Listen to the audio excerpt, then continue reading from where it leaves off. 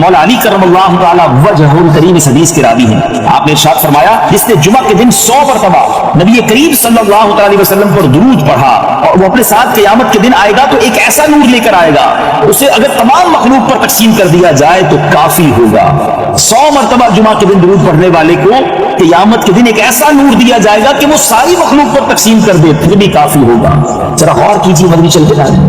جمعہ کا دن درود پڑھنا گویا ہمارے لیے عید کا دن ہے, رحمتوں کے نزول کا دن ہے, خوب برکتیں لوٹنے کا دن ہے.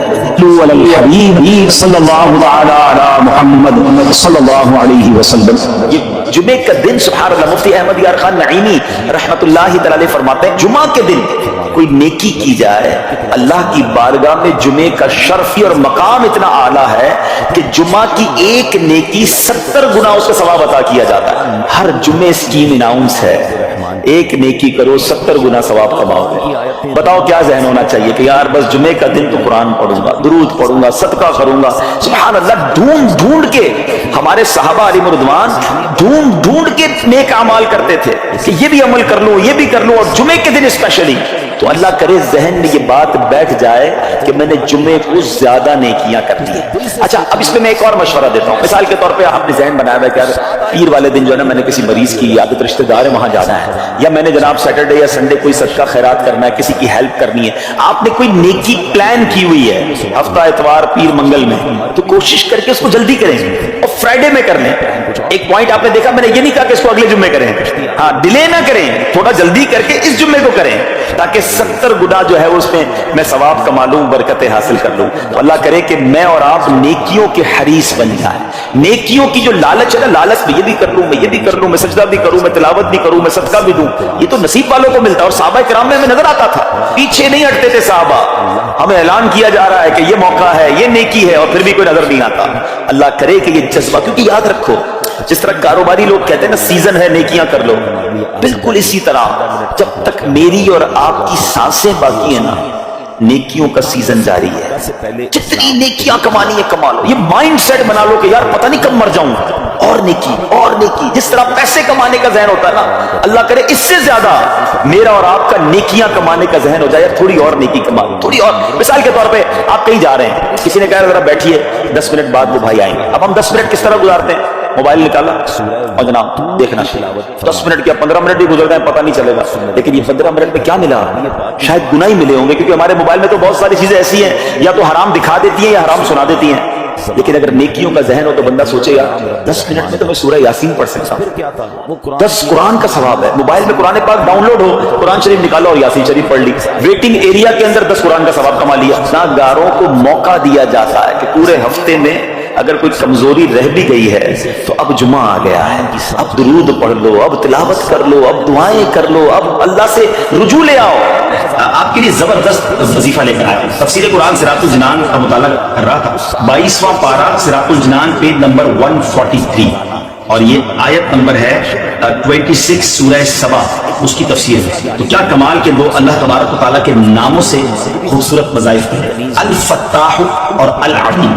یہ یاد کر لیجیے. علامہ اسماعیل حقی رحمۃ اللہ تعالی فرماتے ہیں الفتاح, یہ اس میں مبارک کا خاصہ یہ ہے اس کی برکت سے مشکلات آسان ہو جاتی ہیں, دل روشن ہو جاتا ہے اور کامیابی کے اسباب حاصل ہو جاتے ہیں.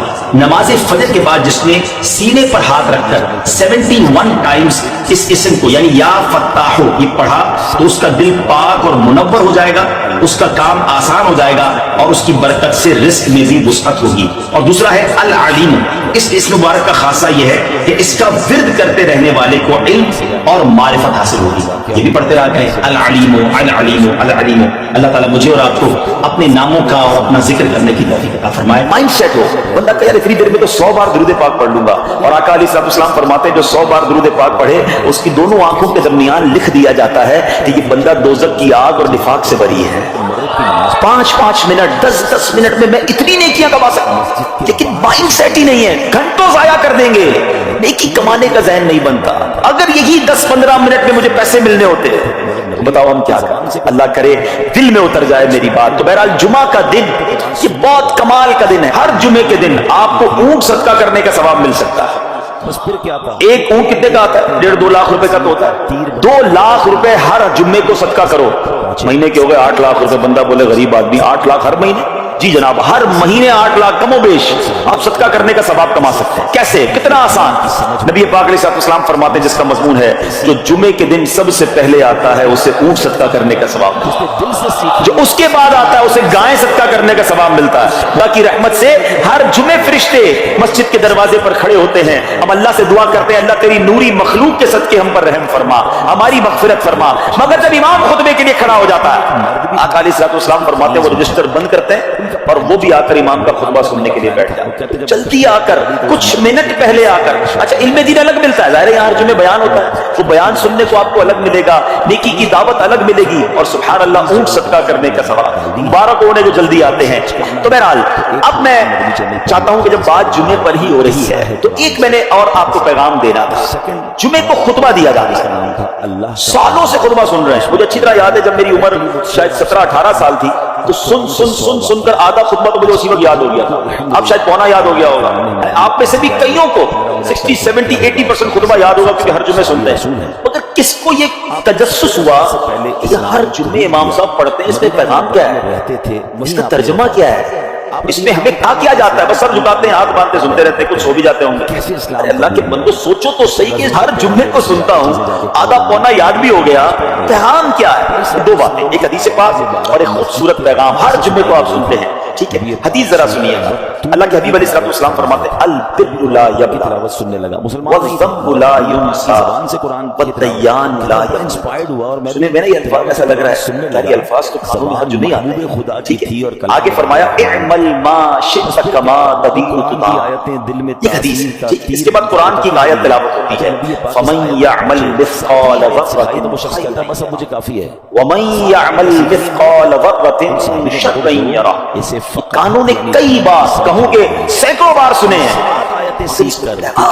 आयतें तो कुरान की हर दिल हिला देने वाला पैगाम, बड़ा समझाने वाली बात है इस हदीस में। अल बिर्रु ला यबला, मेरे आका फरमाते हैं नेकी पुरानी नहीं होती, ऐसा खजाना है, सुभान अल्लाह। करते जाया करो, ये नेकी तुम्हारे अकाउंट में जमा हो रही है।